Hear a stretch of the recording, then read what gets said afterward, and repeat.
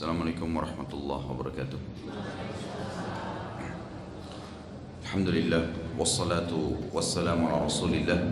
Segala puji bagi Allah subhanahu wa ta'ala dan juga salawat dan taslim kepada Muhammad sallallahu alaihi wasallam.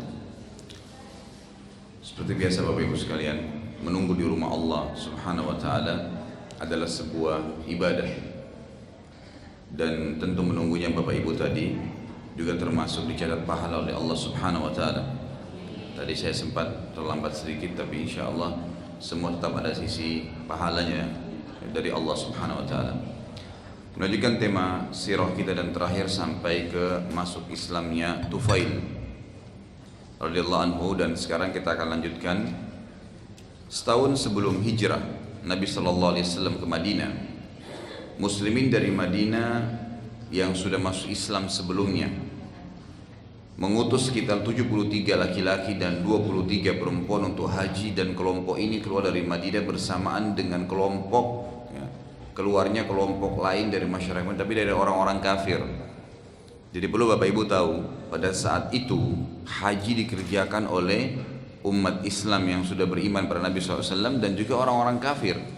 Karena salah satu yang masih bertahan di Mekah dan umumnya di Jazirah Arab dari ajaran Samawiyah adalah ajaran Nabi Ibrahim AS yang sifatnya lebih fokus ke masalah haji. Jadi orang-orang kafir pun masih haji, hanya saja mereka syirik. Haji mereka wukuf di Arafah, mereka hadir di Muzdalifah, mereka nginap juga di Mina, tapi sambil menyembah berhala. Jadi di sekitar Ka'bah itu ada 360 berhala yang mereka sembah siapa yang mereka mau dari berhala-berhala tersebut, sambil juga menyembah Allah subhanahu wa ta'ala. Kemudian mereka juga kalau punya ladang, perkebunan kurma misalnya, atau perkebunan anggur, maka masyarakat Mekah dan Jazirah Arab secara umum, karena mereka sudah terlanjur syirik dan menganggap bahwasanya patung-patung tersebut adalah sekutunya Allah, gitu, maka mereka meletakkan saluran air. Kebunnya dibagi dua, setengah untuk Allah, dibagi tiga, sepertiga untuk Allah, sepertiga untuk sesembahan mereka, sepertiga untuk hidupnya dia. Nah mereka curang, yang untuk Allah malah saluran airnya disedikitin, dianggap tidak penting. Yang untuk berhalanya malah airnya banyak, dan untuk dia juga pribadi airnya banyak. Jadi sampai pada tingkat mereka meyakini ada Allah, tapi tidak lagi menggantungkan nasibnya, tidak lagi berdoa kepada Allah, lebih besar kepada berhala-berhala tersebut. Yang masih bertahan adalah masalah haji tadi, wukuf di Arafah, mabit di Muzdalifah, tapi sambil berbuat kemusyrikan. Begitu pula mereka pada saat tawaf di Ka'bah, peraturan ditetapkan oleh orang-orang kafir Quraisy di Mekah harus tawaf dengan baju buatan masyarakat Mekah. Kalau yang tidak mampu beli, maka tawafnya telanjang. Jadi zaman sebelum Nabi SAW itu mengekspansi Islam ke Mekah, nantinya setelah hijrah ke Madinah, maka orang Mekah tawafnya masih begitu. Bahkan mereka telanjang, dan juga mereka sambil tawaf meninggalkan talbiyah, dan mereka bukaan wa tasdiyah. Dalam ayat dikatakan artinya mereka sambil bersiul dan tepuk tangan. Jadi kekacauan yang luar biasa terjadi di Mekah pada saat itu. Intinya pada saat Nabi SAW setahun sebelum hijrah ke Madinah, dan di Madinah sudah mulai nyebar agama Islam ini, muslimin di Madinah itu mengutus hampir 100 orang, 95 orang kurang lebih, tadi 70 sekian itu 73 laki-laki dan 23 perempuan, jadi kurang lebih 96 orang keluar dari Madinah untuk haji, tapi mereka sudah muslim. Diikuti juga dengan kelompok lain dari penduduk Madinah yang masih kafir tapi mau haji. Bersamaan mereka keluar. Saat tiba di Mekah, muslimin dari Madinah lalu mengutus 2 orang untuk menemui Nabi Muhammad SAW, dan mereka adalah Bara' bin Ma'ruf, salah satu tokoh masyarakat dari Madinah, dan Sa'ad bin Malik, salah satu penyair yang masyhur. Jadi kalau penyair ini di zaman itu sama dengan orang yang punya TV sekarang. Jadi pemilik televisi yang terkenal. Penyair pada saat itu gitu. Jadi apapun yang dia ucapin dari syairnya itu bisa nyebar seketika, kemana-mana karena syair seperti media pada zaman itu. Bara' bin Ma'ruf dan Sa'ad bin Malik lalu mencari Nabi SAW sementara mereka belum mengenal wajah Nabi SAW karena mereka masuk Islam di Madinah di tangan Mus'ab bin Umair, utusan Nabi SAW radhiyallahu anhu, tapi mereka belum pernah lihat wajah Nabi, belum tahu siapa Nabi SAW, cuma mereka diutus gitu. Salah satu dari penduduk masyarakat Mekah menunjukkan mereka yang kebetulan waktu itu Nabi SAW sedang duduk dengan pamannya Abbas radhiyallahu anhum. Kemudian maksud saya adalah semua tadi ya, tentu Abbas juga nanti akan masuk Islam. Orang yang memberikan petunjuk tersebut berkata, kebetulan Bara' ibn Ma'ruf dan Sa'ad ibn Malik ini mengenal Abbas, paman Nabi SAW. Waktu itu Abbas belum masuk Islam. Nanti setelah perang Badar baru masuk Islam. Jadi di sini mereka mengenal Abbas. Lalu pada saat ditunjuk, karena mereka tidak kenal Nabi, orang yang beruntung mengatakan, apakah kalian melihat Abbas yang sedang duduk di sana? Maka Bara' bin Ma'ruf dan Sa'ad mengatakan iya. Orang itu berkata Muhammad sedang bersamanya. Bara' bin Ma'ruf dan Sa'ad bin Malik menemui Nabi SAW, keduanya mengucapkan salam dan memperkenalkan diri. Sa'ad berkata, Nabi SAW saat mendengarkan namaku disebutkan, aku sebutkan namaku karena dia seorang syair tadi, ya, Sa'ad bin Malik ini. Nabi SAW mengucapkan kalimat yang tidak pernah aku lupa. Beliau mengatakan, Sa'ad bin Malik si penyair, maksudnya seperti orang yang punya media besar, gitu kan, yang terkenal misalnya, kemudian dia non muslim lalu masuk Islam. Bagaimana kira-kira efeknya, gitu kan? Yang diharapkan adalah nanti dia akan bisa menjadikan medianya itu sebagai alat untuk berdakwah. Maka kata Nabi SAW, waktu Sa'ad ini datang dari Madinah dan dia ternyata masuk Islam, Sa'ad bin Malik si penyair, Sa'ad berkata iya. Maka Nabi SAW pun sangat senang karena Sa'ad seorang penyair yang hebat, juga media saat itu hanya khutbah dan syair. Di sini saya katakan VIP artinya penting sekali untuk diketahui. Bila seorang penyair masuk Islam pada zaman itu, maka seakan-akan muslimin memiliki media untuk zaman sekarang, televisi ataupun radio. Tradisi masyarakat Arab pada saat itu sangat fanatik dengan syair-syair, sampai mereka saling menukil syair walaupun berisikan hal-hal yang negatif, juga saling berlomba dalam menghafalkannya. Jadi sangat cepat menyebar di kalangan orang-orang Arab. Salah satu Badui, contohnya misalnya, ya, saking besarnya pengaruh syair itu pada orang-orang Arab, ada salah seorang masyarakat Badui dari padang pasir masuk Islam di hadapan Nabi SAW. Lalu Nabi SAW mengajarkan sholat 5 waktu kepada dia. Anehnya orang ini selalu lupa. Misalnya diajarin subuh 2 rakaat, ya, duhur 4 rakaat, maghrib asar 4 rakaat, maghrib 3 rakaat, isya 4 rakaat.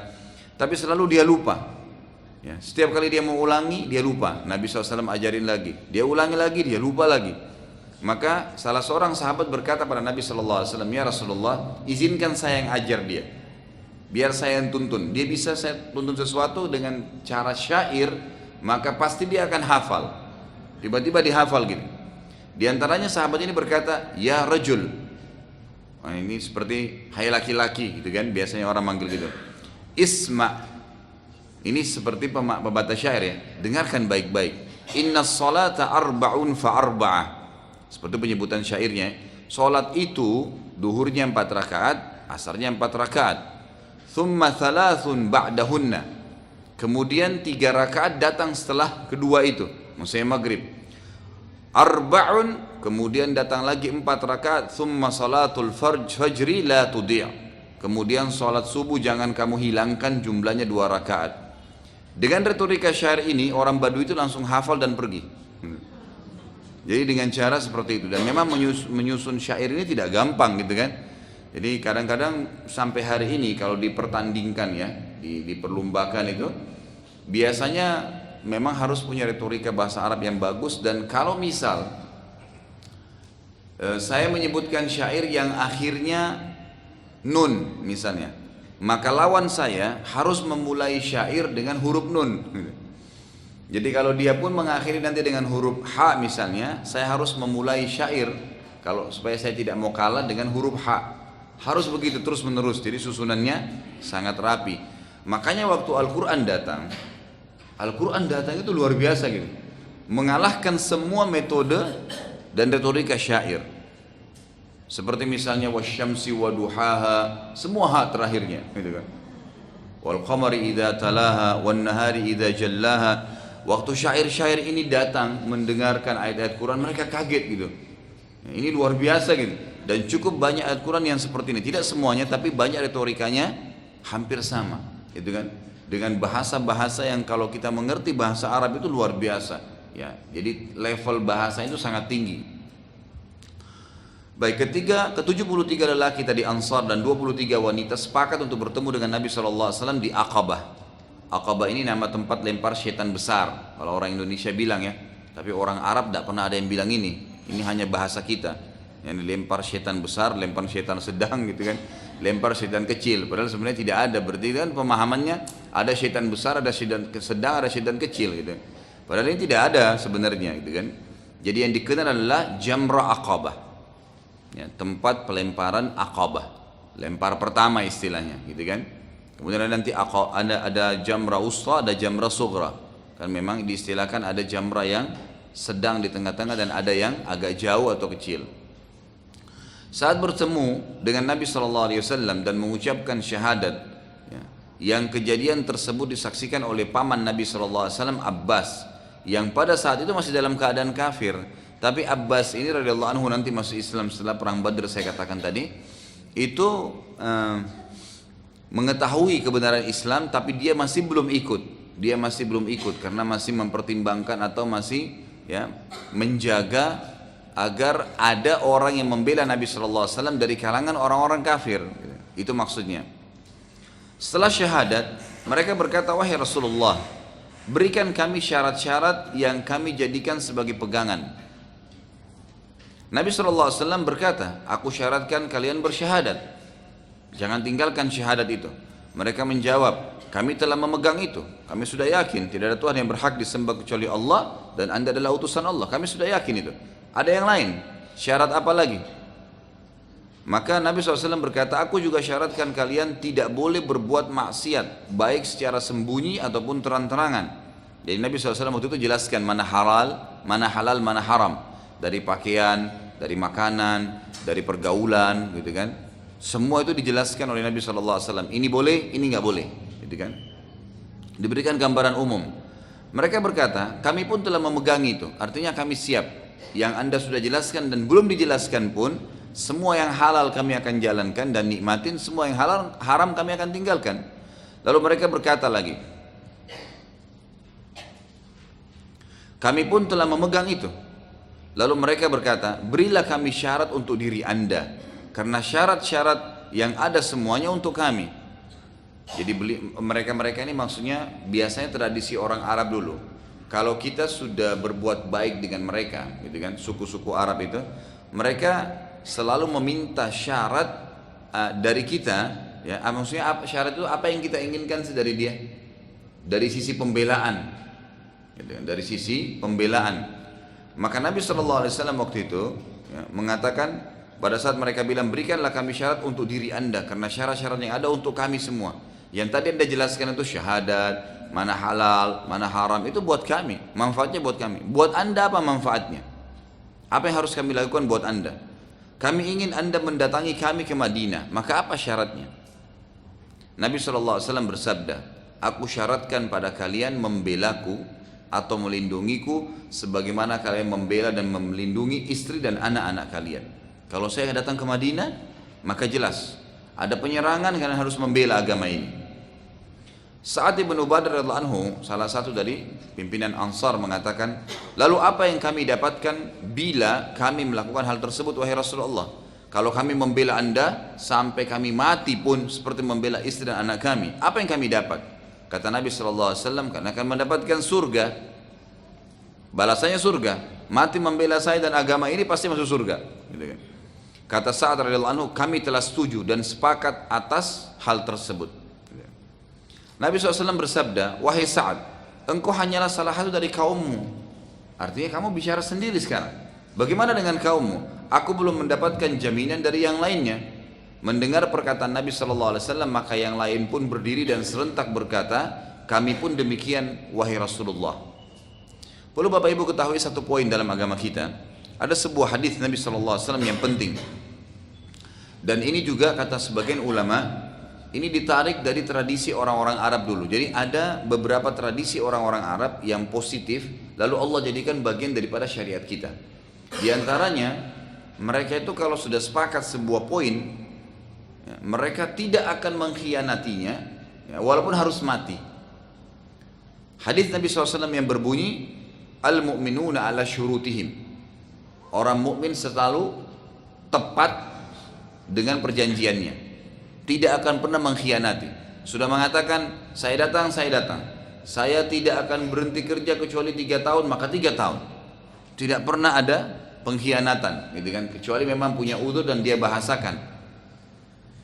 Di sini Nabi SAW menekankan hal tersebut tadi, meminta syarat agar dibela, karena maslahatnya sudah sampai pada tingkatan pembelaan dan perlindungan dalam hal berperang. Jadi kalau Nabi SAW sudah hijrah ke Madinah, kata para ulama sirah, di sini Nabi SAW bukan lagi hanya sekedar hijrah, kemudian tinggal diam di Madinah saja, selesai, enggak. Tapi Nabi SAW akan membuat pasukan yang besar dari Madinah nanti, yang akan merebut Mekah dari kekufuran. Maka memang butuh syarat ini. Harus kalian membela saya. Kalau saya ke Madinah, saya perintahkan nanti jihad, kalian harus ikut. Itu kan membela agama ini. Kalau Madinah diserang, maka kalian akan bela. Kalau saya suruh menyerang, maka kalian akan ikut. Nabi SAW juga berkata, berkumpullah dan bersepakatlah, lalu utus kepadaku pimpinan-pimpinan kalian. Artinya, kalau sudah sepakat dengan poin ini, sekarang saya butuh ya satu hal lagi. Kumpulkan pimpinan-pimpinan suku. Dan kita sudah tahu, tentu berlaku di muka bumi ini sebuah sunnatullah.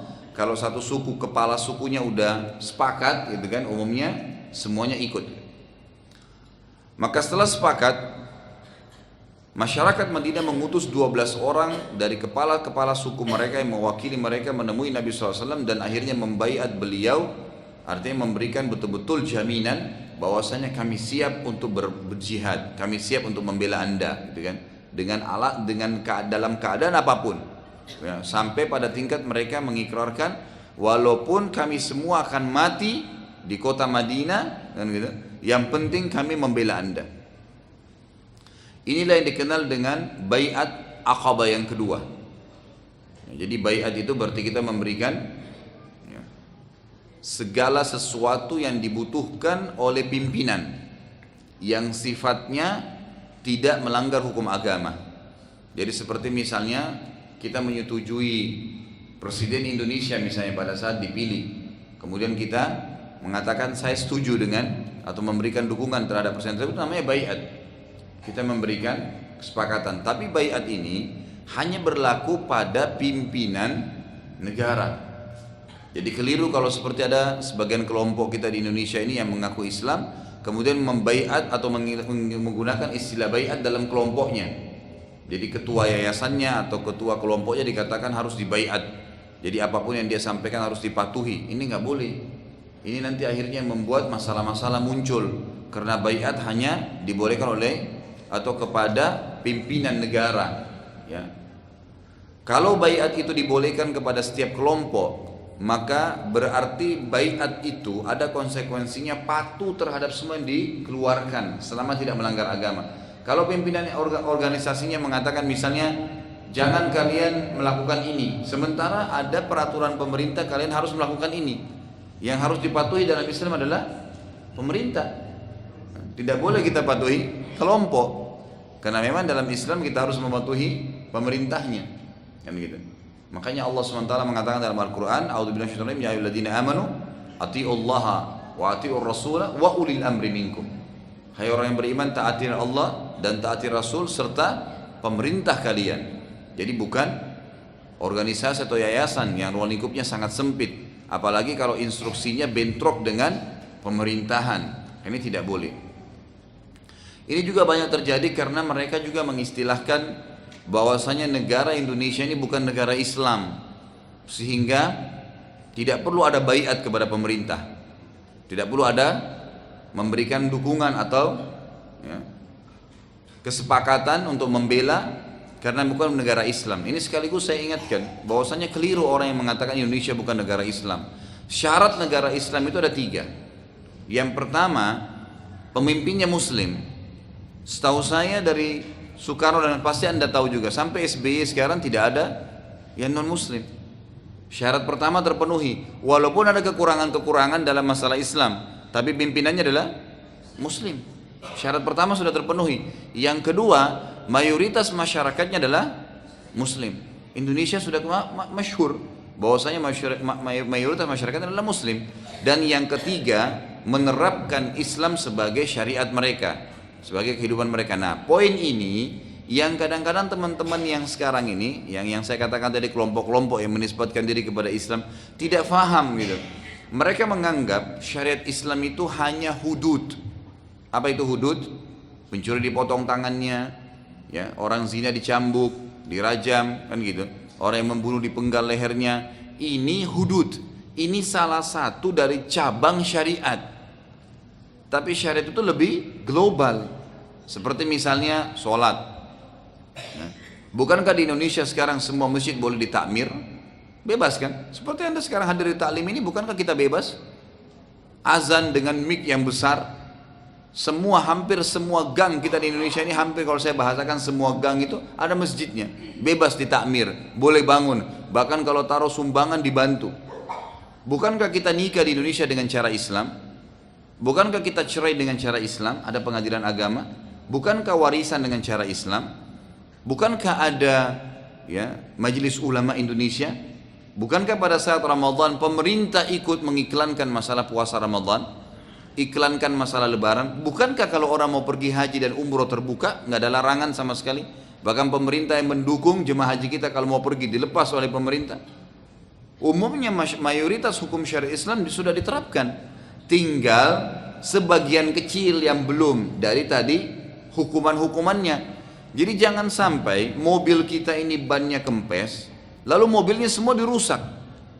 Udah ban yang kempes satu diganti, ditambal, jalanin mobilnya. Ini enggak, semua negara ini kafir, ganti semuanya. Dari mana ini? Ini dari luar. Dan ini awalnya dari kata-kata baiat nih. Subhanallah. Dari kata-kata baiat kepada pimpinan ormasnya, pimpinan yayasannya, pimpinan kelompoknya, akhirnya mengeluarkan instruksi pemimpin tadi yang bertolak belakang dengan instruksi pemerintah umumnya, gitu kan? Hanya bentrok. Kalau instruksi pemerintah bertolak belakang dengan hukum syar'i, baru kita tidak ikutin, gitu kan? Kalau bertolak belakang hukum Allah SWT, karena kata Nabi SAW, la ta'ata li makhlukin fi ma'siyati khaliq. Ya, tidak boleh orang patuh kepada hukum makhluk sementara hukum Allah dilanggar. Juga dalam Islam ada namanya syariatullah, ada juga namanya kanun wad'i. Ini perlu diketahui supaya faham tentang masalah pemerintahan Islam. Apa itu syariatullah? Hukum-hukum Allah semua. Semua hukum Allah yang diturunkan dari langit. Ada yang namanya kanun wad'i. Peraturan-peraturan yang ditaruh oleh pemerintah setempat di lokasi masing-masing umat Islam hidup. Kalau kanun wad'i ini, peraturan-peraturan pemerintah ini tidak bentrok dengan syariat Islam, maka semua masyarakat muslim punya kewajiban untuk mentaatinya. Seperti misalnya adanya rambu-rambu lalu lintas. Dari mana Anda mau cari ayat dan hadisnya itu? Enggak ada. Orang harus pakai paspor. Zaman Nabi nggak ada paspor, mau berangkat kemanapun boleh. Sekarang nggak boleh, harus ke negara ini pakai paspor. Itu namanya kanun wad'i, peraturan yang ditaruh oleh pemerintah, tapi memang harus diikutin. Kenapa? Karena memang ada maslahatnya, kan gitu. Ada maslahatnya. Kalau tidak, sekarang banyak sekali kerusakan yang terjadi. Orang yang bawa narkoba, orang yang ini, orang yang itu, membunuh atau perusak kriminal di satu negara lalu ke negara lainnya, gitu kan. Kemudian sama orang sekolah, mungkin ada ijazahnya. Zaman dulu tidak pakai ijazah. Kita sekarang pakai KTP supaya dikenal, tinggal di lokasi mana, ada pengenalnya. Tidak ada KTP di zaman Nabi SAW. Ini namanya kanun wad'i, peraturan pemerintah yang ditaruh. Dan ini kalau tidak bentrok dengan hukum Allah dan berisi maslahat umum, maka wajib untuk dipatuhi. Itu kan harus dipatuhi, gitu kan. Tapi kalau ada peraturan-peraturan yang bentrok dengan hukum Allah, maka ini yang tidak ada kewajiban untuk ditaati. Ini sedikit berhubungan dengan masalah ini. Baik, waktu itu Abbas radhiyallahu anhu, tentu nanti setelah masuk Islam, saya katakan radhiyallahu karena tentu dia sudah masuk Islam. Ini kisahnya waktu itu belum masuk Islam. Abbas paman Nabi ini berkata kepada orang-orang dari Madinah tadi yang sudah membaiat Nabi, sudah kami sepakat 12 kepala suku dari Madinah mengatakan apapun yang terjadi kami akan bela anda. Anda suruh apapun ya Rasulullah kami ikuti karena anda utusan Allah. Disuruh jihad, disuruh perang, disuruh membela, disuruh menyerang, kami semua lakukan. Lalu Abbas berkata kepada orang-orang Ansar, di sini Muhammad memiliki perlindungan. Artinya saya dan keluarga saya ini melindungi Muhammad. Ya, walaupun dia di sini berdakwah masih diganggu oleh orang-orang kafir, tapi di sini terlindungi. Jangan sampai setelah ia datang kepada kalian di Madinah, justru terserah atau terserahkan pada Quraisy. Nanti malah jadi parah. Kan gitu. Mereka menjawab, demi Allah, orang-orang Madinah mengatakan, kami tidak akan menyerahkannya dan akan terus membelanya. Ini juga akan kita lihat di pelajaran sirah selanjutnya yang cukup jauh bahasannya. Bagaimana memang masyarakat Madinah ini memiliki kelebihan, gitu kan? Dan Allah Subhanahu Wa Taala memilih mereka menjadi Ansar. Ansar itu kan istilah pembela-pembela Nabi Sallallahu Alaihi Wasallam. Karena memang mereka luar biasa. Setelah Nabi SAW hijrah ke Madinah nanti kita akan lihat luar biasa bagaimana mereka pembelaannya terhadap Nabi Sallallahu Alaihi Wasallam. Mereka betul-betul ya menunjukkan apa yang mereka ucapkan, Makanya ya kota Madinahnya sendiri Nabi SAW sebutkan beberapa fadilah, penduduknya juga punya kelebihan. Di antaranya adalah hadis Nabi SAW tentang Madinah, gitu kan? Siapa yang bisa meninggal di Madinah, maka meninggallah. Gitu. Jadi semua umat Islam itu dianjurkan ya meminta kepada Allah atau berusaha kalau bisa di akhir hayatnya hidup di Madinah. Berarti Madinah punya kelebihan, kan gitu. Dia disuruh meninggal. Dalam hadis lain dikatakan, siapa yang bisa sabar dengan panasnya kota Madinah, maka dia akan mendapatkan syafaatku pada hari kiamat. Kemudian juga kuburan yang didoakan oleh Nabi SAW ada di Madinah, kuburan Baqi, yang Nabi SAW mengatakan semoga Allah senantiasa merahmati dan mengampuni ahli Baqi. Dan kuburan Baqi ini cuma ada di Madinah. Kata para ulama hadis, dua ini berlaku sampai hari kiamat. Karena kata Nabi SAW penduduk Baqi, siapapun yang masuk di kuburan itu. Dan cukup banyak hadis-hadis berhubungan dengan masalah kota Madinah. Di antaranya juga hadis sahih yang mengatakan ya Dajjal tidak akan pernah bisa masuk di Mekah dan Madinah, gitu kan? Dan cukup banyak fadilah yang lain. Begitu pula dengan pengikutnya. Jadi pada saat mereka mengucapkan ikrar dengan Nabi SAW ini, memang betul-betul mereka wafa. Orang-orang yang menjalankan nanti apa yang telah disepakati. Makanya kata Nabi SAW, ya patokannya iman itu, ya patokan iman kata Nabi SAW adalah mencintai orang Ansar dan membenci orang-orang Ansar berarti sifat kemunafikan, ya, gitu. Makanya kadang-kadang subhanallah, saya kalau lagi bimbing haji atau umrah saya bahasakan ke jamaah saya kalau lagi bertemu dengan masyarakat asli Madinah, memang umumnya sudah ketahuan itu akhlaknya sangat baik mereka, sangat santun kecuali pendatang ya. Kalau lagi transaksi beli kurma, cuma beda berapa real, nggak usah nawar, bayar aja, gitu kan, nggak apa-apa. 10 real atau 15 real, bayar aja 15 real, nggak apa-apa. Kalau mereka adalah masyarakat Madinah, karena mencintai mereka bagian daripada keimanan, gitu kan, dan membenci mereka bagian daripada kemunafikan, itu hadis sahih, gitu kan. Jadi masyarakat Madinah ini punya kelebihan tersendiri, ya, punya kelebihan tersendiri. Saat baiat telah disepakati, tiba-tiba saja mereka mendengarkan suara yang keras. Jadi waktu 12 orang itu mengatakan kami pasti akan membela, tapi dengan suara keras. Di Mina, di lokasi jemaah haji lagi banyak berkumpul gitu. Tiba-tiba saja waktu sudah disepakati mereka mengatakan kami pasti membela Rasulullah. Tiba-tiba saja mereka mendengarkan suara yang sangat keras dari seseorang yang berteriak dari atas bukit dan mengatakan, ya, wahai ya, penghuni Jabajib. Jabajib ini penghuni-penghuni kemah yang sedang tidur, sungguh muzammam. Muzammam itu orang-orang Quraisy mengistilahkan untuk Nabi Muhammad SAW, artinya orang yang tercelah gitu. Dan subat, subat itu orang-orang yang telah meninggalkan agamanya, maksudnya para sahabat, gitu kan, telah berkumpul untuk memerangi kalian. Jadi ada satu orang kafir ternyata berteriak dari atas bukit mengingatkan seluruh orang-orang kafir di Jazirah Arab termasuk penduduk Mekah, hati-hati ya wahai penghuni-penghuni kemah, saya telah mendengarkan bahwasanya Muhammad ya, tapi dia mengatakan muzammam, istilahkan mudzammam, orang yang tercela, gitu kan. Dan subat, ya, sahabat-sahabatnya. Tapi di sini maksudnya adalah orang-orang yang meninggalkan agamanya, telah berkumpul untuk memerangi kalian.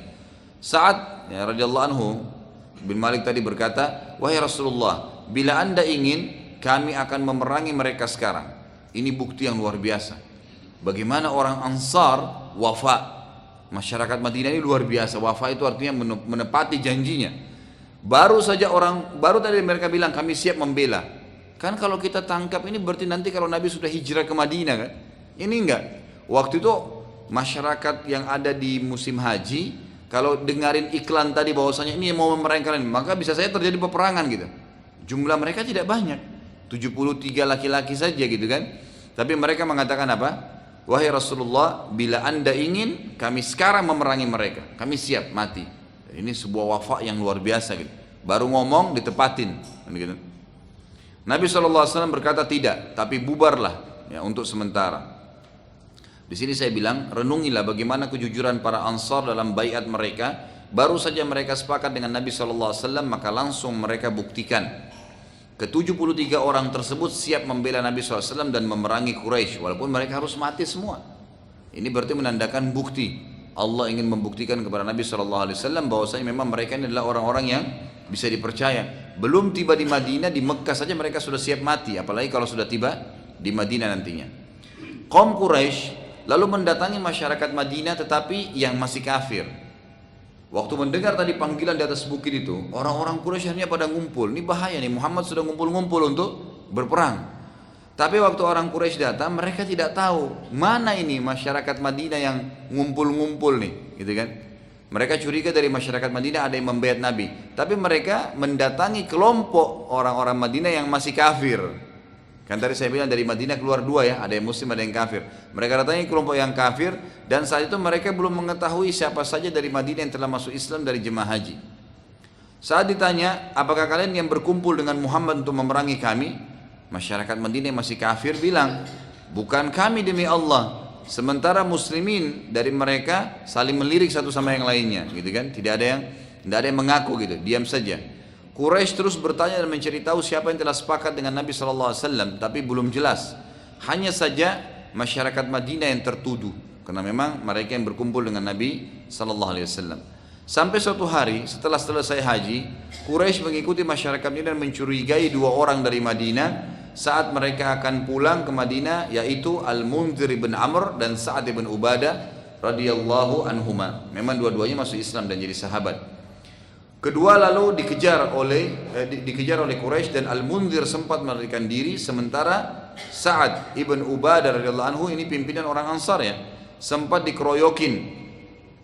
Dan karena nggak bisa tahan akhirnya dia mengaku, dia bilang iya, memang saya sudah masuk Islam dan saya yang membaiat bersama teman-teman saya Muhammad sallallahu alaihi wasallam. Waktu Quraisy mendengar perkataan Sa'ad dan pengakuannya, maka ya, orang-orang Quraisy makin memukuli Sa'ad. Saat itu ada dari orang Quraisy yang dari kejauhan, tuh saat lagi dikeroyokin, ada dari kejauhan satu orang Quraisy lagi jalan. Di sini dalam sejarah dikatakan Sa'ad yang berkata, nih cerita, saya melihat ada satu orang wajahnya gagah, terlihat ada wibawahnya, lagi lewat gitu, lagi menuju ke arahnya. Lalu dia bilang, si Sa'ad ini pada bilang, tolonglah aku. Tapi tiba-tiba malah orang itu ikut memukuliku. Ternyata dia adalah Abu Jahal. Gitu. Jadi yang lewat tadi itu yang gagah wajahnya, gitu kan? Yang berwibawa ternyata Abu Jahal. Nggak mungkin bakal tolong Sa'ad bin Ubadah gitu kan. Sementara memang Abu Jahal terkenal dengan Fir'aunnya umat ini, gitu kan? Jadi orang yang paling luar biasa membenci Islam. Dan saya juga sudah pernah titik beratkan ya, ada alasan kenapa Abu Jahal tidak masuk Islam ya. Dia tahu kebenaran, tapi memang dia tidak masuk Islam hanya karena masalah persaingan antara sukunya dengan suku Nabi Muhammad SAW.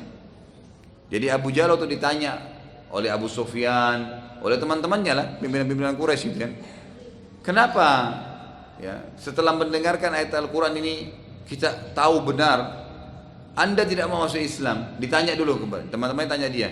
Lalu dia bilang, saya tahu apa yang Muhammad ajarkan benar dan apa yang dibacakan olehnya itu tidak mungkin buatan manusia. Lalu ditanya sama teman-temannya, kenapa Anda tidak masuk Islam kalau begitu? Apa yang dia bilang? Dulu, ya, dari dulu di Mekah ini sukuku dan sukunya Muhammad bersaing menguasai Mekah, gitu kan? Bersaing menguasai Mekah. Jadi apa yang dikuasai atau dimiliki oleh suku Muhammad, maka sukuku juga mengejar. Jadi persaingan terus ada. Dan sekali kami menang, sekali sukunya Muhammad menang. Jadi sekali jadi pemimpin, sekali suku kami gitu. Sekarang dari sukunya Muhammad keluar seorang nabi, dari suku kami tidak ada nabi, gitu kan? Berarti kalah sukunya, gitu kan? Nah maka gara-gara itu saya tidak mau beriman kepada Muhammad. Ini luar biasa nih. Dan ini kita bisa ambil pelajaran ya. Berapa banyak orang begitu, tidak mau menerima kebenaran karena fanatisme buta yang luar biasa. Seperti Abu Jahal, menolak sunnah-sunnah Nabi, melakukan perbuatan-perbuatan bid'ah. Enggak boleh saudaraku, enggak. Orang tua saya tidak ajarin, gitu kan? Saya tidak pernah kenal, guru saya tidak bilang begini. Jadi lupa bahwasanya Islam menolak semuanya fanatisme. Lalu saat begitu menderita pada saat dikeroyokin tadi, maka salah seorang dari Quraisy sempat lewat lagi orang lain menyaksikan dan merasa kesian karena sudah sampai berdarah-darah gitu kan. Lalu ia pun berkata kepada Sa'ad, siapa orang yang kamu kenal di kota Mekah? Sa'ad ibn Ubadah ini saya katakan tadi pimpinan orang Ansar, ada kenalan dia. Dia berkata, Jubair ibn Mut'im dan Harith ibn Harb. Dua orang ini juga pimpinan suku di Mekah gitu. Orang yang bertanya tadi lalu bergegas masuk ke dalam kota Mekah dan berteriak-teriak sambil mengatakan, wahai Jubair ibn Mut'im, wahai Harith ibn Harb, di luar kota Mekah ada orang yang membutuhkan pertolongan kalian, maka lihatlah. Jubair ibn Mut'im pun dan Harith ibn Harb segera ke lokasi. Ternyata di sana ada Sa'ad bin Ubadah radhiyallahu anhu. Karena mereka benar mengenalnya, maka keduanya lalu memberikan perlindungan dengan sebab inilah Sa'ad bin Ubadah selamat. Lalu Sa'ad ya radhiyallahu anhu balik ke Madinah dan menyebarkan Islam bersama Mus'ab ibn Umair radhiyallahu anhum ajmain. Jadi ini sampai di sini kisah tentang masalah kejadian-kejadian di Mekah. Dan terakhir adanya baiat dari orang-orang Madinah untuk Nabi sallallahu alaihi wasallam. Baik, kita akan masuk ke tema baru adalah hijrah ke Madinah. Dan hijrah ke Madinah ini adalah sebuah kemenangan yang besar bagi Islam nanti sebagaimana kita tahu. Dan dengan hijrah ke Madinah lah, dengan izin Allah, Anda sekarang bisa hadir di masjid ini. Ya, kita semua bisa mengenal Islam.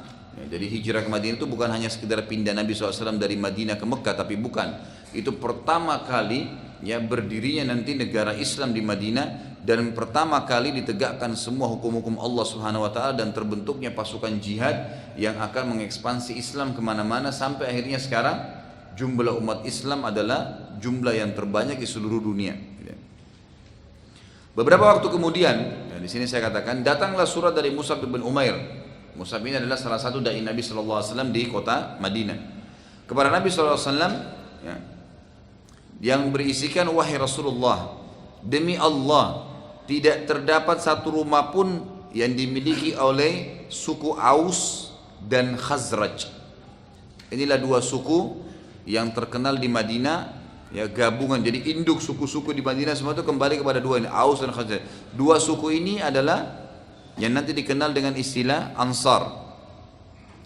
Demi Allah tidak terdapat satu rumah pun dari yang dimiliki oleh Aus dan Khazraj kecuali telah menganut Islam. Pada saat itu Nabi SAW lalu mewajibkan hijrah ke Madinah setiap Muslim, dan orang yang pertama hijrah ke Madinah adalah Amr bin Rabi'ah dan istrinya. Ya. Juga Abdullah bin Jahsh radhiyallahu anhum ajmain. Ya. Jadi hijrah ini istilah yang digunakan dalam pemahaman syariat kita, pindahnya seorang muslim dari satu lokasi yang dia tidak bisa beribadah kepada Allah ke lokasi yang dia bisa beribadah kepada Allah. Dan hijrah ini tetap berlaku hukumnya sampai hari kiamat.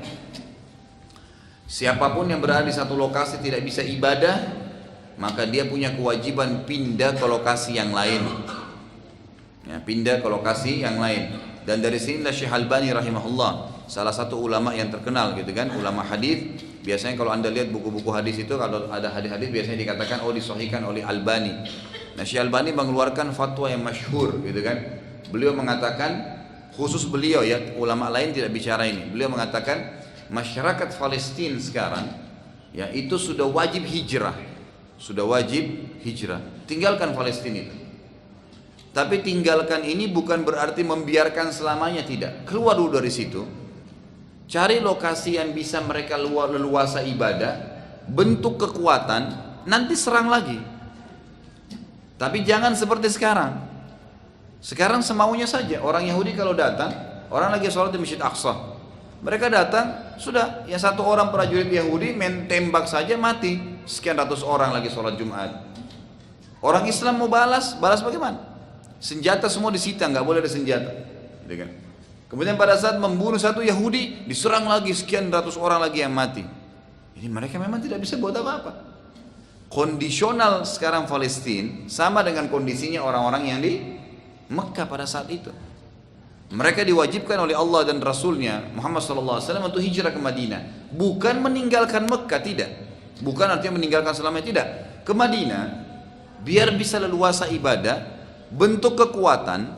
Nanti kita lihat bagaimana Nabi SAW ekspansi Islam ke Mekah. Mekah direbut, tapi membentuk pasukan dulu, membentuk kekuatan dulu. Dan kita bisa beribadah.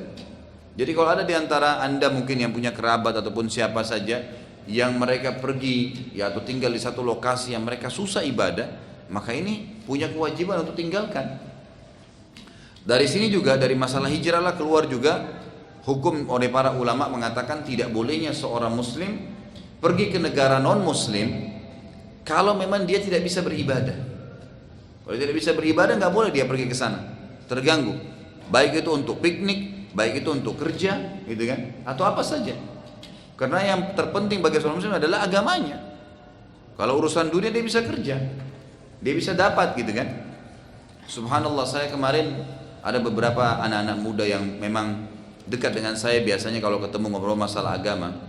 Ada satu orang yang bilang begini, Ustaz doain ya, saya mau ke Australia. Saya tanya, kenapa ke Australia? Saya mau kerja Ustaz. Baik, saya tanya, kenapa kau harus kerja di Australia? Dia bilang gajinya besar Ustaz. Baik, saya bilang begini, mau dengar saran saya? Dia bilang iya. Kalau saran saya kerja di Indonesia aja. Dia tanya kenapa Ustaz? Saya jelasin. Yang pertama, saya bilang, yang pertama, saya bicara dulu tentang kebutuhan anda secara duniawi. Kita ini udah terbiasa dengan cuaca ya, di garis khatulistiwa yang paling panas 37 derajat. Paling dingin di Indonesia kalau standar di kota-kotanya 27. Tidak ada di dunia ini negara seperti Indonesia cuacanya.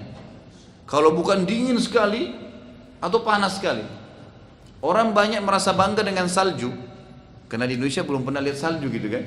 Umumnya di kota, kecuali kalau dia pergi ke gunung-gunung kan gitu, yang tinggi mungkin, tapi nggak pernah lihat. Lalu mereka bangga dengan salju. Apanya mau dibanggain? Mobil aja nggak bisa jalan. Coba bayangkan kalau salju ada, orang-orang yang tinggal di negara yang turun salju itu susah loh. Mereka harus bersihin jalan, rumahnya dibersihin, nggak bisa keluar kedinginan. Apa yang mau dibanggakan? Kita sekarang bebas mau pakai baju apa saja di Indonesia, yang tebal, yang tipis, kapan saja bisa. Nggak ada masalah. Dari sisi cuaca sudah beda, kan gitu. Dari sisi makanan, kita udah biasa dengan tempe, tahu, sayur asem, gitu kan. Terus tiba-tiba pindah di sana makanannya nggak biasa, kemudian mau bangga. Ya, kadang-kadang ada orang kita subhanallah tidak terbiasa dengan makanan-makanan barat ini, kemudian dia mau paksakan diri akhirnya muntah-muntah, gitu kan. Untuk apa? Kenapa kalau makan makanan kita gitu? Subhanallah, kami pernah di luar negeri ya. Jadi teman-teman yang mungkin pernah rasain nih. Kadang-kadang subhanallah kita kalau di luar negeri itu dapat makanan Indonesia di toko Indonesia itu luar biasa. Dapat mie aja gitu kan. Dapat Indomie itu kayak dapat emas gitu. Karena rindunya sama Indonesia gitu. Di sini bisa dibeli di kaki lima Indomie banyak gitu. Kenapa harus ke sana?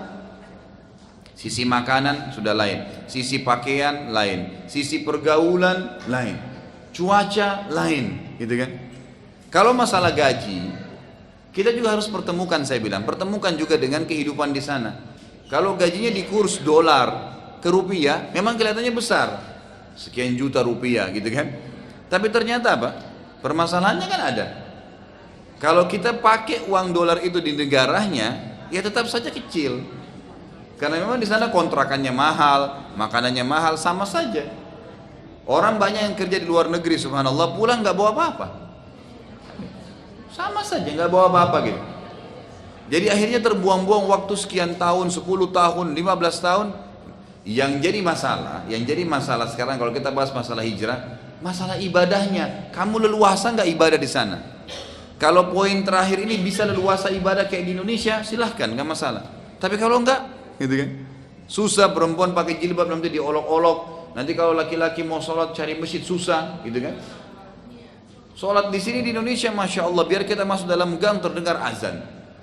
Bisa kita tahu, oh sudah masuk duhur. Tapi sayangnya masih banyak orang yang tidak sholat gitu kan. Udah dengar mik azan sini sudah saingan, miknya masih tidak mau sholat. Di tempat-tempat mereka itu orang non muslim banyak sekali orang muslim susah. Ustaz kalau mau Jumat susah, kita nggak tahu mau sholat di mana. Kadang-kadang gitu keluhannya sama saya. Ada masuk di email, ada yang masuk di WhatsApp saya, ada yang masuk rumahnya yang ngeluh-ngeluh dengan saya. Cuma kata Ustaz kita susah ibadah gitu. Ada masjid tapi jauh. Di Indonesia alhamdulillah bisa Jumat di mana saja. Jam 12 lewat 10 Jumat misalnya, kita keluar dari rumah jam 12 masih dapat 10 menit tuh sholat di mana saja. Kalau mereka nggak bisa, gitu kan? Lalu kenapa harus maksakan diri ke negara-negara non muslim? Apa manfaatnya buat kita? Hanya karena bangga masalah salju tadi? Atau bangga karena nama luar negerinya? Bukan tidak boleh ya, boleh kalau memang ibadah Anda tidak terganggu. Tapi jadikan bahan pertimbangan gitu kan? Kenapa harus? Gitu. Saya bahkan waktu ditanya, Ustadz kalau kita mau kerja di Saudi negara Islam, saya bilang kalau ke Madinah sama Mekah silahkan. Kalau selain Mekah dan Madinah, kalau saran saya pribadi, nggak usah. Karena di Madinah sama Mekah minimal kita bisa sholat di masjid haram. Tapi kalau sudah jauh juga, nggak bisa juga. Sama tadi, gaji yang diterima juga akan sama gitu kan. Kenapa nggak kita cari rezeki tempat kita? Allah memberikan rezeki di mana saja. Ini pendapat saya pribadi ya. Jangan sampai disalahfahami. Baik, kita kembali. Jadi ini masalah hijrah. Sebagian ulama juga mengatakan bahwasanya istilah hijrah digunakan untuk hijrahnya seseorang dari kemaksiatan ke ketaatan. Biasanya ada istilah ya. Kalau ibu-ibu mungkin yang jilbabnya masih gaul dulu sekarang sudah besar, oh sudah hijrah gitu kan. Kan begitu. Bapak-bapak dulu tidak pelihara jenggot, sekarang sudah jenggot, oh sudah hijrah gitu kan. Nah ini biasa digunakan istilah hijrah. Bolehkah? Ada sebagian ulama mengatakan boleh, tapi umumnya hijrah itu istilah yang benar dalam agama adalah pindah dari satu lokasi tempat tinggal yang kita tidak bisa ibadah ke lokasi yang kita bisa ibadah. Bukan cuma di luar negeri ya, di Indonesia pun begitu. Kalau saran saya kepada jemaah saya di pengajian itu, oh saya tinggal Ustaz di satu daerah, satu kota, satu desa di Indonesia ini nggak ada orang Islam, minoritas. Loh kenapa tinggal di sana? Untuk apa? Oh saya di sini mencari rezeki. Bukan bisa juga buka kios sama di kota yang ada Muslim? Kenapa nggak tinggal di kota yang banyak Muslimnya? KTP-nya Indonesia sama bisa kok pindah, gitu kan? Lebih baik hidup di lokasi yang mayoritas Muslim. Sebenarnya lebih luas ibadah, kan gitu. Umur kita terbatas. Kita ini tidak punya dalam Islam namanya ulang tahun, kita ulang detik, gitu kan? Jadi nggak ada istilah ulang tahun, tapi kita ada ulang detik. Per detiknya kita harus muhasabah, jangan sampai saya meninggal sebentar, gitu kan? Baik, selanjutnya kita lanjutkan.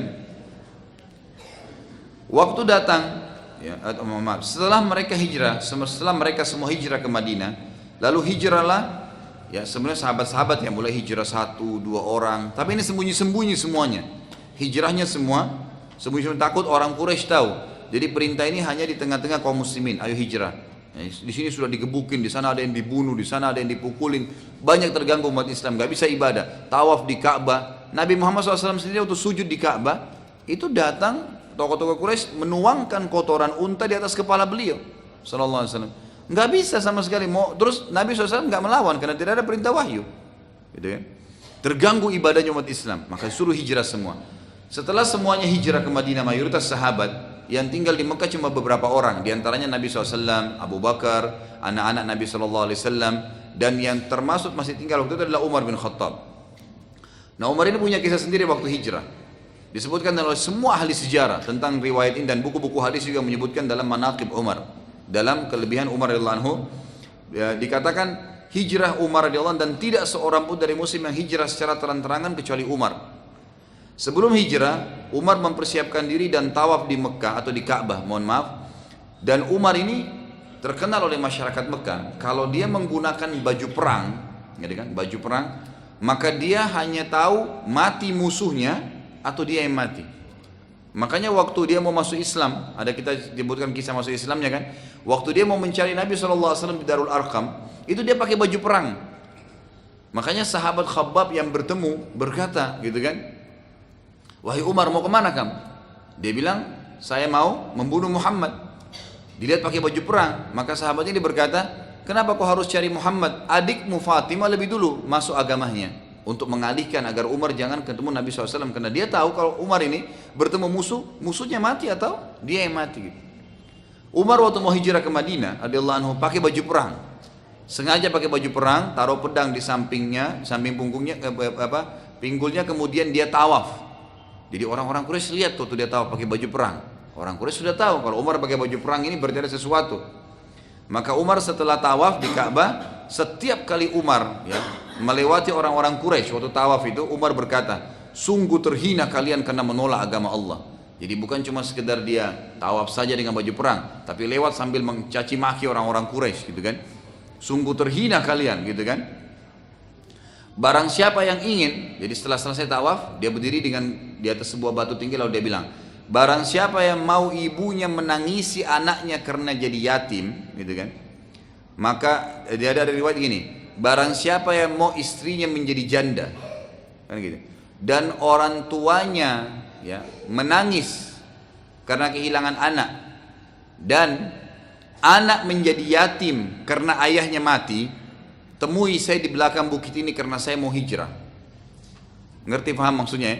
Tantangan yang luar biasa nih. Siapa yang coba-coba temui saya nanti di belakang gunung, di sini saya mau hijrah, maka pasti nanti kan karena dia mati atau musuhnya mati ya, maka pasti nanti kalau dia punya istri jadi janda. Artinya saya akan bunuh dia, gitu kan? Kalau dia orang tua, anaknya jadi yatim. Karena biasa yang menyerang kan laki-laki. Kalau dia orang tua, kalau dia seorang anak, maka orang tuanya akan kehilangan anaknya. Maka temuilah saya di belakang bukit ini karena saya akan hijrah ke Madinah. Dan semua ahli sejarah mengatakan Umar waktu hijrah tidak satu orang pun berani menemui Umar. Karena luar biasa, dia tantang, silakan kalau mau. Dan memang di sini kata para ulama, dalam Islam memang dibutuhkan ketangguhan ya. Jadi disebutkan dalam ayat Al-Quran tentang Nabi Ibrahim alaihissalam dan nabi-nabi yang lain itu, mereka itu punya sifat ya tegas dalam kebenaran, berani mati untuk kebenaran, tidak masalah. Bayangkan waktu Nabi Ibrahim alaihissalam mendatangi Namrud ini raja yang mengaku sebagai Tuhan, dan seluruh masyarakat Babilonia sujud di bawah kaki Namrud. Nabi Ibrahim siapa? Masyarakat biasa datang, ayahnya dia pembuat patung juga, penyembah berhala. Nabi Ibrahim AS datang di istana dengan kokoh mengatakan, wahai Namrud, dari mana kau mengaku sebagai Tuhan? Kau dan saya manusia biasa, yang ciptakan kamu dan saya. Ini raja ya, yang sudah tiap hari seluruh masyarakat Babilonia sujud di kakinya, mengaku dia sebagai Tuhan. Ini luar biasa. Nabi Ibrahim AS datang, tahu itu adalah kebatilan dan dia benar, dia berdiri dengan kokoh, dengan tegas mengatakan, wahai Namrud, Anda siapa? Kamu siapa? Ya. Kamu mengaku sebagai Tuhan, kamu adalah manusia biasa seperti saya. Tuhanku dan Tuhanmu dan Tuhan segala sesuatu adalah Allah yang menghidupkan dan mematikan. Namrud membuat satu perilaku yang spektakuler yang kira-kira membuat Nabi Ibrahim ketakutan. Dia bilang, wahai Ibrahim, Tuhanmu menghidupkan dan mematikan, saya juga bisa hidupkan dan mematikan. Anda bayangkan kalau ada di sebuah istana yang besar, rajanya itu Namrud kan badannya besar, dan disebutkan dalam kisah dia kalau tiap hari latihan gulat itu selalu dia nantang, dia pakai kekuatan 10 pasukannya yang kuat-kuat itu untuk dikalahkan sama dia. Setiap hari orangnya secara fisik kuat gitu. Lalu dia bilang sama prajuritnya, tangkap 2 orang.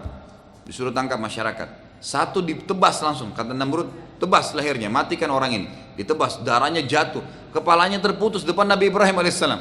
Gitu kan? Yang satu dibilangin sama Namrud, biarin yang satu pergi. Wahai Ibrahim, lihat, biar jadi saksi dalam depan matamu, ini saya matikan dan saya hidupkan. Artinya Tuhanmu menghidupkan, matikan, saya juga bisa. Bayangin kalau raja di depan kita lagi di istananya, dia tebas 1 orang di depan, jadi kita juga bisa ditebas sama dia. Gitu kan? Tapi apakah Nabi Ibrahim alaihissalam kok lengah, gitu kan? Atau menjadi lemas? Enggak. Nabi Ibrahim alaihissalam dengan sangat tenang lalu berkata, wahai Namrud, ya, wahai Namrud, Tuhanku dan Tuhanmu Allah, ditantang lagi Nabi Ibrahim. Nabi Ibrahim tidak takut. Tuhanku dan Tuhanmu Allah setiap hari menerbitkan matahari dari timur, terbenamkan di barat. Apa kau bisa? Nggak bisa. Namrud nggak bisa ngomong. Fabuhital ladzi kafar, kata Allah. Maka orang kafir itu menjadi diam, nggak bisa menyaut. Tapi kita lihat bagaimana samt, ya, atau kita kokoh dalam kebenaran itu dibutuhkan. Nggak boleh. Kenapa kamu begini? Ya, kamu ini lainnya mau mengikuti sunnah misalnya. Loh iya, ini sunnah Nabi, ini benar. Gitu jelasin. Jangan oh iya enggak ya, terus diganti jilbabnya, terus diganti penampilannya, jadi lemas. Loh kenapa? Anda dalam keadaan benar kok. Yang penting kita tidak menghardik orang, gitu kan? Kita bukan menyalahkan dia kok, tidak. Kalau kita lagi ditanya, maka wajar kita menjawab, oh iya karena sunnah Nabi. Kenapa pelihara jenggot? Ya, karena Nabi SAW yang perintahkan. Saya punya kiai Nabi Muhammad, saya tidak tahu kalau kiai Anda siapa, gitu kan? Ya tidak ada masalah. Tunjukkan kebenaran, bela itu mesti, gitu kan? Nah, ketegasan dalam kebenaran itu dibutuhkan. Karena kalau tidak ada orang yang tegas dalam kebenaran, maka secara otomatis kebenaran itu akan dikalahkan dan sudah menjadi sunnatullah, sistem yang Allah ciptakan. Allah menciptakan dan harus berputar di muka bumi ini. Ada kebenaran, ada kebatilan, dan semua ini bersaing. Kalau kebenaran tidak meredam kebatilan, maka kebatilan akan naik. Makanya Ali radhiyallahu anhu berkata apa? Kebatilan yang terorganisir dengan baik akan mengalahkan kebenaran yang tidak terorganisir. Nggak bisa, pasti dikalahkan. Makanya kita harus betul-betul menegakkan kebenaran itu dengan profesional, gitu kan? Benar-benar meyakini kebenaran dan kita membelahnya. Baik, kita lanjutkan. Kemudian Abu Bakar radhiyallahu anhu, pada saat Umar sudah hijrah, umumnya mayoritas sahabat sudah hijrah, tinggal di Mekah itu beberapa orang saja.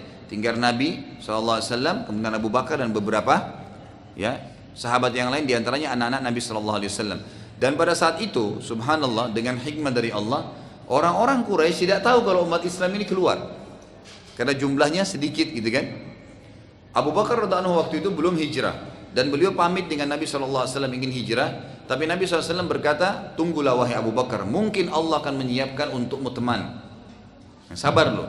Abu Bakar pun menunggu sambil mempersiapkan 2 unta yang lengkap di belakang rumahnya dengan perlengkapan safar. Biasanya kalau orang dulu mau berangkat, kayak kalau kita mobil sekarang, udah ditaruh bekal-bekalnya di belakang gitu kan. Mungkin ada box makanan, ada box tas pakaian, ada segala. Di unta dulu ditaruh, ada 2 tas besar, di kiri kanannya ditaruh persiapan makanan di kanan, dan di kiri pakaian-pakaian dan kebutuhan. Abu Bakar pun mengatakan dalam beberapa riwayat, saya tidak tahu kenapa saya mempersiapkan 2 ekor unta itu. Belum tahu dia, gitu kan. Saat jumlah sahabat yang hijrah makin banyak, Abu Bakar pamit yang kedua kalinya kepada Nabi SAW. Tapi Nabi mengatakan, tunggulah wahai Abu Bakar, mungkin Allah menyiapkan teman untukmu. Abu Bakar pun menunggu, seraya mengira-ngira mungkin yang dimaksud oleh Nabi SAW adalah diri beliau sendiri SAW. Nabi sendiri belum hijrah. Ketika semua sahabat sudah hijrah dan tertinggal Nabi SAW, Abu Bakar, Ali radhiyallahu anhum ajma'in, dan anak-anak Nabi SAW, ya, nanti kita akan tahu juga ada yang belum hijrah, itu ada Zainab, ya, ada Fatimah, itu semua belum hijrah. Nanti dijemput setelah Nabi SAW hijrah ke Madinah, baru dijemput oleh Usama bin Zaid. Abu Bakar dan Ali, ya, serta Nabi SAW. Maka Abu Bakar pamit yang kedua kalinya. Tetapi Nabi SAW berkata padanya, tunggulah wahai Abu Bakar, mungkin Allah menyiapkan untukmu teman. Abu Bakar pun menunggu saat semua sudah hijrah ke Madinah dan Nabi SAW sedang menunggu perintah langsung dari Allah Subhanahu Wa Taala, maka datanglah perintah untuk hijrah untuk beliau. Quraisy pun saat melihat keadaan hijrahnya seluruh umat Islam, ya, pada saat sudah habis masyarakat Mekah, ya, dari kaum muslimin, maka Quraisy baru engah, kok enggak kelihatan nih umat Islam, kemana mereka? Waktu ya Quraisy melihat sudah mayoritas umat Islam sudah hijrah ke Madinah dan hanya tinggal Nabi SAW, Abu Bakar dan Ali dari kalangan laki-lakinya. Mereka sangat khawatir akan kekuatan yang disusun di Madinah nantinya, maka Abu Jahal pun segera mengumpulkan pemuka-pemuka Quraisy untuk membahas ya masalah penting ini menurut mereka, dan mensyaratkan tidak boleh ada yang ikut dari suku Hashim, Abdul Manaf dan Abdul Muttalib dalam musyawarah mereka, karena ketiga suku ini adalah suku Nabi SAW. Atau siapapun yang punya hubungan dengan masyarakat Madinah nggak boleh juga ikut dalam musyawarah itu. Semua ini tujuannya agar yang akan dibicarakan dapat dirahasiakan. Quraisy berkumpul di Darun Nadwa, tiba-tiba datang seseorang kakek yang berpenampilan seperti orang yang berasal dari Najd atau utara Jazirah Arab. Jadi waktu mereka lagi ngumpul rame-rame di Darun Nadwa itu, Darun Nadwa ini tempat yang sudah kita jelaskan ya. Tempat kumpulnya orang Quraisy mengadakan acara dan segalanya lah ya. Maka pada saat itu ada satu orang kakek-kakek datang mengaku dari wilayah Najd, ini utara Jazirah Arab, gitu kan? Nabi SAW memperkenalkan siapa orang itu. Kata Nabi, itulah syaitan yang menjelma agar membantu mereka.